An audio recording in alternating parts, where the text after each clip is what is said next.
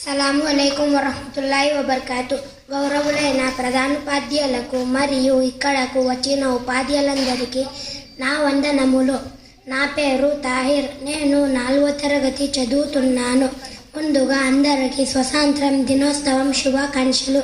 మన దేశానికి సేవ చేయడం మరియు మన దేశ మెరుగుపరచడానికి మన చేయగలిగినదంతా చేయడం మన బాధ్యత. మన నాయకులు చాలానే కృషి చేశారు, మనకి స్వాతంత్రం తెచ్చారు.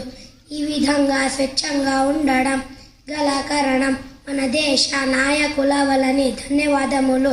జై హింద్, జై భారత్. అస్సలాము అలైకుం.